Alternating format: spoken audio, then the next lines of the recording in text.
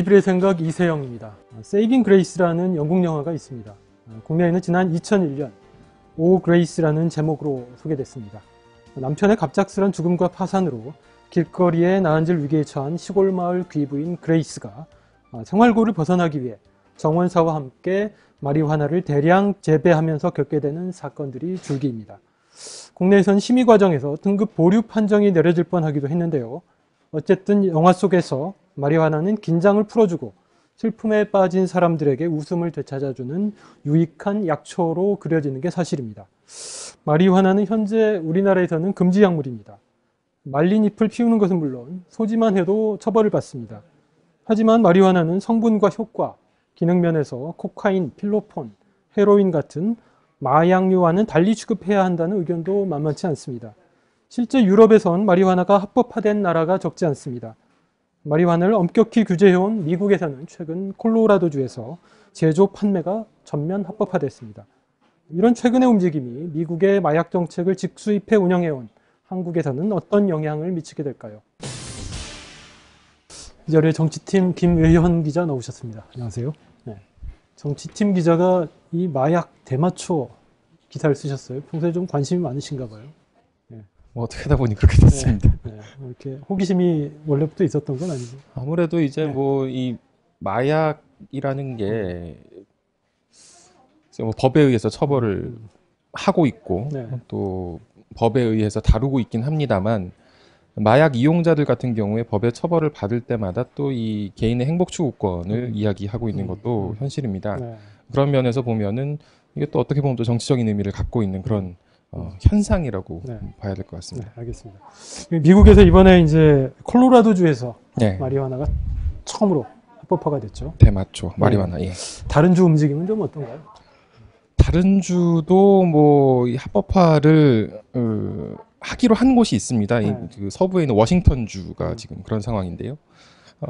뭐 이제 워싱턴 주 같은 경우에는 올해 안에 이제 콜로라도 주와 마찬가지로 이제 대마초 판매 허가권을 발급하고 그럼 이제 그 허가권을 받은 상점에서 대마초를 판매를 하게 될 것으로 네. 보이고요. 네. 뭐 말린 잎뿐만이 아니라 뭐 빵을 구워서 한다든지 쿠키를 만든다든지 네. 뭐 버터를 만든다고도 하고 대마초 성분이 함유된 식용유를 판매한다고도 하는데요. 어쨌든 뭐 다양한 형태로 판매를 할 것으로 보입니다. 그리고 이 알래스카, 오리건, 애리조나를 포함해서 한 8개 주에서 2016년까지는 합법화와 관련된 어떤 주민 투표가 실시되지 않겠느냐 이런 전망이 나오고 있고 델라웨어, 하와이를 포함해서 미국의 6개 주에서도 이 법안이 추진이 되고 있는데요. 이렇게 보면 16개 주가 어떤 이 대마초에 대해서 조금 이제 달라지는 그런 모습을 보이고 있다고 볼 수 있을 것 같습니다. 50개 주 중에 16개면은 상당하네요. 연방 정부는 여전히 금지주의를 고수하고 있는데 그렇죠. 주정부 차원에서 이런 움직임이 나오는 건 어떤 이유가 작용을 하고 있나요? 뭐 단적으로 어떻다는 얘기를 하기는 어려울 것 같습니다. 하지만 이제 미국 연방 정부가 지금 말씀하신 대로 어떤 목적으로도 대마초 사용을 허용하지 않고 있는 상황입니다. 지금 연방 정부에서 내놓는 논리를 보면 FDA에서 식품의약국에서 신약을 다룰 때, 새로 나온 약을 다룰 때 어떤 임상시험, 과학적 조사를 거치게 되는데 대마초의 경우에도 이런 조사를 거쳐야만 그리고 합격 점수를 받아야만 허용을 하겠다는 입장을 밝히고 있습니다. 하지만 이 제약회사들이 대마초에 대해서는 그런 뭐 신청 절차를 하고 있지 않고 밟고 있지 않고 있죠. 네. 이 대마초가 함유하고 있는 500개 물질 가운데 일부는 실제로 약학적으로 성분이 규명이 돼서 제약회사에서 뭐 이걸 응용한 약품을 만들고 이걸 처방하는 경우도 있다고 합니다. 하지만 안전성 면에서 충분히 검증되지 않았다는 게 연방정부의 판단으로 볼 수 있을 것 같습니다. 하지만 이렇게 계속 이제 계속 억누르고 금지하는 정책만으로는 어떻게 보면은 이 완전한 차단은 어렵지 않나 하는 게 바로 지금 주정부에서 나오는 현상들에게서 보여지는 그런 부분이 아닐까 싶은데요. 예를 들어서 1996년 캘리포니아주에서 대마초를 의약용으로 사용하는 법안이 전체 주민 투표를 통해서 결정이 됐습니다. 이 한 주민의 입법 청원이었는데 한 주민이 에이즈 증상 완화를 위해서 자기 아버지가 대마초를 흡연했었는데 이 자신의 아버지를 기리면서 입법 청원을 시도했고 이게 통과가 된 거였죠. 그리고 뒤이어서 애리조나, 워싱턴 이렇게 뭐 여러 주들이 뭐 동일한 취지의 의약용 대마초의 판매, 거래 그리고 소량 재배까지 허용을 하기로 했습니다. 지금 현재 이 콜로라도 주가 이번에 뭐랄까요? 의약용을 포함한 전체, 영어로는 레크리에이션 아. 용도라고 하는데요. 이게 좀 어떻게 번역을 해야 될지 모르겠습니다. 어쨌든 비의약용 용도까지 포함한 이 대마초 거래를 허락하기까지 워싱턴 DC와 20개 주가 이런 정책, 의약용을 허용하는 정책을 펼쳐오고 있었습니다. 의약용이라 하면은 의사의 처방을 받아서 구매를 할 수 있게 하는 건가요? 그렇죠. 주로 이제 고통을 완화하거나 뭐 실제 뭐 이 대마초를 흡연하거나 또는 뭐 이렇게 뭐 섭취를 했을 때 어떤 뭐 아까 말씀드린 빵이나 쿠키 같은 형태로 섭취를 했을 때 효용이 있는 증상들 또는 병들이 있다고 합니다. 뭐 김부선 씨가 우리나라에서는 대마초 뭐 사용으로 이름을 얻었었는데 그때 녹내장 때문이라고 밝힌 적이 있었는데 녹내장 경우에도 그렇고 심한 경련이라든지 뭐 여러 가지 증상 또 병에서 효과가 있다는 얘기가 나오고 있습니다. 어쨌든 이 대마초를 이제 금지하는 쪽에서는 이게 뭐 그 관문 약물이 된다. 다른 약물로 여러 가지 이제 뭐 유해성을 두고 이제 말들이 많은데 어떤가요? 지금 찬반이 팽팽하죠. 네. 찬반이 팽팽하긴 한데요. 그동안 이제 연구사를 좀 살펴보면 재밌는 대목이 대마초를 써도 실제로 나빠지는 건 없더라. 대마초를 쓰지 않은 사람들과 어떤 이 흐름이 뭐 어떤 증상의 흐름이라든지 어떤 뭐 사회적인 집단적인 흐름이 비슷하더라. 이런 연구 결과가 나오면 곧 이어서 또 이걸 뒤집는 연구 결과가 나옵니다. 대마초 사용하는 쪽이 좀 문제가 있을 수 있다. 또 이제 뭐 또 다시 이제 별로 차이가 없다는 연구가 또 나오고 뭐 이런 식의 연구 결과에 이 뒤집기가 계속 반복이 되고 있는데 이런 현상이 지금 한 뭐 60년대부터 계속 미국을 포함한 전 세계에서 계속되고 있는 거죠. 앤드루 라드라는 펀드 매니저가 남긴 글이 있었습니다. 대부분의 글은 이제 뭐 미국 정부가 좀 사람들이 훨씬 더 잘 살 수 있는 법안들이 많은데 이걸 갖다가 처리하지 않고 있는 의회를 비난하고 또 한편으로는 또 미국 월가의 금융인들이 굉장히 이 고객들의 돈을 잘 제대로 관리도 않고 흥청망청하고 있다는 그런 당시의 비판에 대해서 수긍하면서 굉장히 비판적인 태도를 가지고 있는데 마지막 부분에 이제 대마초에 대한 얘기를 꺼냅니다. 굉장히 흥미로운데요. 대만은 지난 5,000년 동안 의복과 식량 등 석유 제품으로 생산하는 대부분의 것들을 만드는 데 써온 원재료다. 그런데 지금은 이 석유 재료로 이걸 다 하고 있는 거다. 그리고 마리화나는 기분 좋게 하고 웃게 만들지만 숙취는 없다. 알코올과 달리 뭐 이렇게 싸움질하는 뭐 그런 식의 결과로 이어지지도 않는다. 그런데 왜 불법이냐? 이 뭐 미국 정부 때문이 아니겠느냐? 또 뭐 제약회사들 때문이 아니겠느냐? 이런 식의 이제 어떤 음모론을 제기를 하기는 하는데 아주 무시할 수는 없을 것 같기도 해요. 왜냐하면은 최근에 이제 한겨레 21에서도 다룬 적이 있었습니다만 담배 회사가 그 간접 흡연의 위험성을 미리 알고서도 그 위험을 축소하려는 어떤 연구에 뒷돈을 댔던 그런 정황이 저희 이제 한겨레 21 보도로 알려진 적이 있었죠. 그런 시각에서의 접근도 한번 해볼 필요는 있지 않을까 하는 생각은 듭니다. 중독성이라든가 혹은 뭐 또 이 금단 증상 같은 경우에는 술이나 담배보다 오히려 덜하다는 결과도 있는데요. 94년도에 미국 국립약물중독연구소의 이 약물 비교표가 그 뉴욕타임스에 보도가 됐습니다.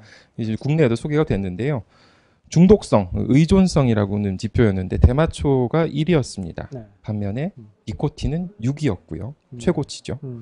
1부터 6까지였는데 알코올은 4였습니다. 다시 말해서 중독성 면에서 담배나 술보다도 대마초가 안전하다 이런 결과였던 거죠.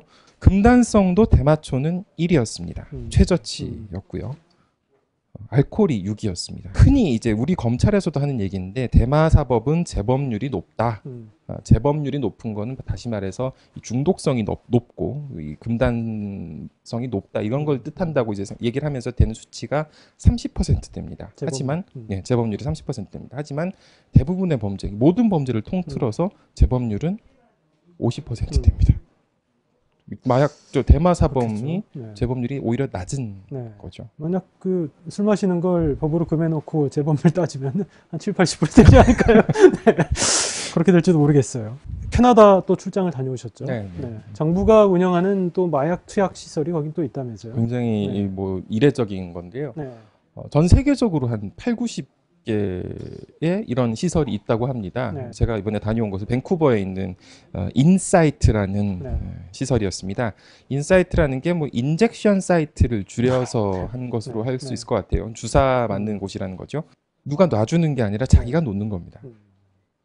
하지만 거기서 마약을 팔지는 않아요. 약은 스스로 챙겨가야 되는 건가요? 그렇죠. 마약을 이제 네. 챙겨가는 거고, 가면은 뭐가 있냐면 일회용 위생 주사기, 네. 그다음에 이 고무밴드 있죠. 주사 놓을 때 쓰는. 혈관 찾는. 그렇죠. 네. 그다음에 이제 알코올 패드, 네.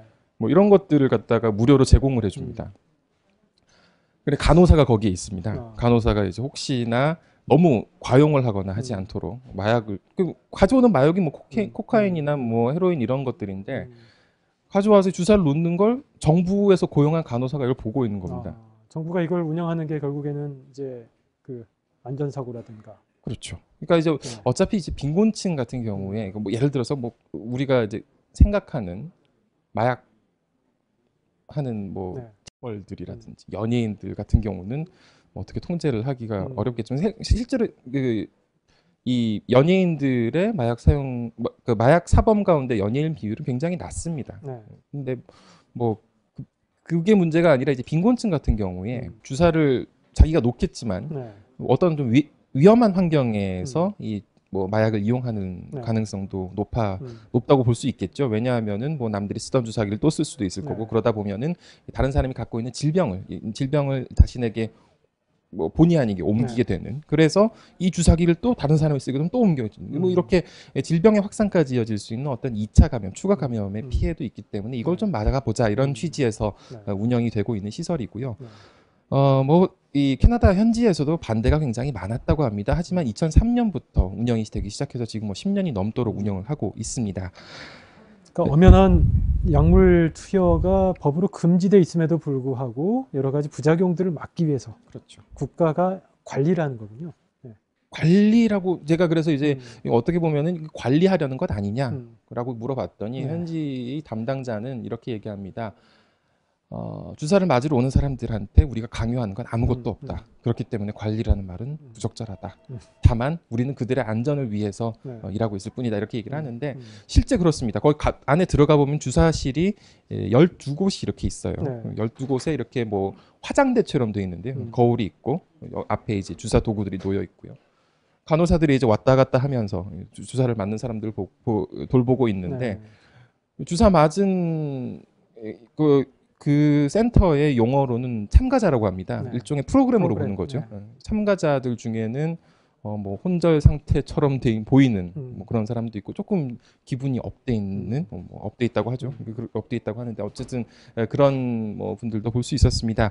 그렇게 해서 하루에 찾아오는 사람 수는 모르겠는데 왜냐하면 뭐 한 사람이 2번, 3번, 4번 올 수도 있기 때문에 하루에 이용 건수가 700에서 750건이라고 합니다. 이게 전 세계에서 가장 많은 수치라고 하고요. 아까 말씀드린 이 8, 90개 이런 주사 시설 중에서 이 사람들 중에서 더 재밌는 것은 1년에 450명 가량이 중독 치료 시설로 2층에 중독 치료 시설이 자발적으로 간다고 합니다. 자기들이 이제 주사를 맞다가 뭐 여러 가지 이유가 있겠죠. 뭐 돈이 없어서 마약을 더 살 수가 없다거나 아니면 내가 좀 이건 좀 치료 받아야겠다는 생각이 들었다거나 간호사들하고 얘기하다 보니까 그래서 450명 정도 이제 치료의 길을 자발적으로 선택을 한다고 합니다. 그래서 위층에 올라가 봤더니 실제로 제가 뭐 참가자들이 이렇게 요가하고 있는 모습을 봤는데요. 하루 종일 이 일과표가 짜여 있습니다. 요가, 식단까지도 다 정해져 있고 이것까지도 이제 정부가 운영하고 있어서 모든 시설은 다 무료인데요. 글쎄요. 뭐 보면서 어느 게 옳은 길인가 하는 생각을 좀 깊이 하고 왔습니다. 다시 또 대마초 얘기로 돌아와 볼까요? 2000년대 중반에 국내에서도 이제 대마초 흡연을 비범죄화하자라고 하는 움직임이 이제 문화예술인들, 시민단체를 중심으로 있었는데 사실 한국의 법제라는 게 미국의 그 대마 정책을 그대로 옮겨온 거 아니겠습니까? 그렇죠. 미국에서 이런 정책의 변화가 있다면 한국도 좀 바뀌지 않겠느냐 하는 기대를 품는 분들이 뭐 저를 포함해서 여러분들이 계실 텐데 어떻게 생각하십니까? 뭐 저도 공감은 합니다. 사실 2014년 올해가 이 방금 말씀하신 그 일련의 논의의 흐름을 요약하자면 저는 김부선 사태라고 봐야 될 얘기를 할 수 있을 것 같은데요. 김부선 씨가 2004년 7월에 이 대마초 상습 이용 혐의로 구속이 됐었죠. 뭐 사실 김부선 씨 같은 경우에는 뭐 떠오르세요? 김부선 하면 저는 예전에 영화가 생각이 나는데. 에마 부인인 거죠. 에마 부인의 사실 네. 헤로인은 안소영 씨였음에도 불구하고 사실 김부선 씨를 얘기하는 경우가 많은데 네. 에마 부인 영화로 개봉할 때 재밌었던 거는 음. 에마의 마자가 말마가 아니었습니다. 아하, 삼은 말을 써. 대마할 때 그 말을 쓴 거죠. 굉장히 뭐 재밌는 그렇죠. 대목인데 네.